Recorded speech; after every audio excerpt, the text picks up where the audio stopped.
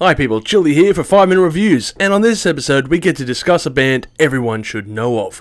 Or at least I thought so, with Korn's newest release, Requiem. But before we check out the album, let's discuss the history of the band. To discuss Korn, we must mention the LAPD. I meant the band, of course. This funk metal act would include 3 future members of Korn: James Schaffer aka Monkey on guitar, Reginald Arvizu aka Fieldy on bass, and David Silveria on drums. When LAPD dissolved, these 3 members would meet up with lead singer Jonathan Davis and guitarist Brian Welch aka Head to make up the original lineup of Korn. Korn's first album would single-handedly start a genre many would come to ridicule: nu metal. While Rage Against the Machine may have laid the groundwork, it would be Korn that would lead the charge, launching this genre to new heights, and even finding other bands in the field including Limp Bizkit. This lineup is almost constant throughout its history, except for drummer David Silveria, who would be replaced by Ray Luzier around 2008, and Brian left for a few albums but would return around 2013. There are also a few touring musicians in between the mix here. So, let's talk about the album. The first track on this new metal release is ironically called Forgotten. The riffs are nasty and classic Korn style, with Jonathan's typical singing style of a snarled vocal delivery, screaming and spoken choruses. Of course, the lyrics are your typical Cherub of Joy. Let the Dark Do the Rest is up next, and the opening riff reminds me of a sped up and heavier version of Hypocrites from See You on the Other Side. This is another typical Korn style song and is quite a great follow-up. A very introspective lyrics on display here, especially love the part where the song breaks pace around halfway through, and it's an uneasy tone Korn had perfected over time. Another cracker song. Start the Healing is the following track and is the first single from this album. At first, I wasn't sure how to feel with this song. There are parts I thoroughly enjoy, like the guitar tone and bass lines, as well as the amazing drum fills. But there are parts I really don't enjoy, where it feels like Korn light. I'm not sure I will be able to narrow down this part, but I guess it's the breakaway parts, like when John does his softly spoken vocal deliveries on the chorus, or the small guitar clean breaks. Overall it does well, I feel, but I can't quite shake the feeling. Lost in Grandeur is up next, and this is not the style of Korn I enjoy. I see what they were trying to go for, like an almost breakdown with some keys in the background, but it feels like it falls short. It's got a nice bass breakdown throughout the song though. Disconnect is the following track, and this track also sits a bit uneasy with me.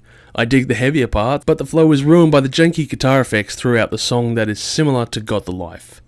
The difference is, with that song, it had a great flow, while this beat is a bit, well, disconnected as a comparison. Hopeless and Beaten is up next and is one dark tune. That opening riff is a warning. The following riffs are like walking on glass with staccato delivered guitar, and the whole band make great use of their vocal talents as Jonathan delivers the main lines, and the backing vocals growl the title and other parts. A song equally terrifying and mesmerizing. Penance of Sorrow is the following song, and is the softer track on the album. Despite its so-called poppier sound, I like it. The band are playing to their strengths, and the track feels like old school Korn. My Confession is up next, and I imagine this song will mean many things to many people. To me, it's about conflict on social media platforms, but let me know what your thoughts are below, or on Twitter, what you think this song is about. Worst is on its way is the final track, not including the song I Can't Feel, which is a Japanese only release. In this day and age, I never thought I would see the words Japanese only release, especially with the internet. Nah, fuck it, I'm not covering that track. To quote a line from this great album closer, it makes me sick, but in a good way. It's been a while since I played a Korn album, and to be fair, I think the last Korn album I heard was 2010's Korn 3, Remember Who You Are. Life can surprise you sometimes, and I never thought I would see the day when nu metal gods Limp Bizkit and Korn would be releasing new albums in 2021 and 2022. It's a bit of a trip, and as I played this album, I was reminded why I drifted away from their music in the first place. You see, nu metal is kinda like disco music.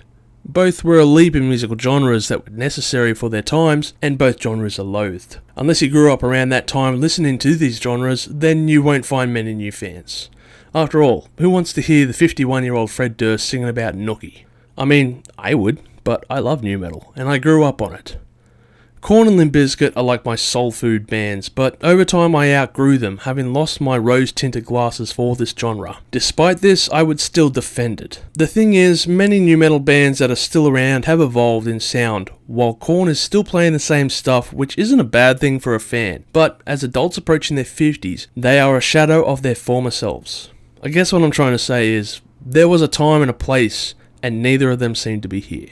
While I think this is a good album for fans of Korn, this album hasn't won me over completely. I still hope to catch them live, as their reputation of live performances is always quite high. Overall, I give the album 800,000 chilies on the spicy scale, with the best tracks being Forgotten, Let the Dark Do the Rest, and The Worst Is On Its Way.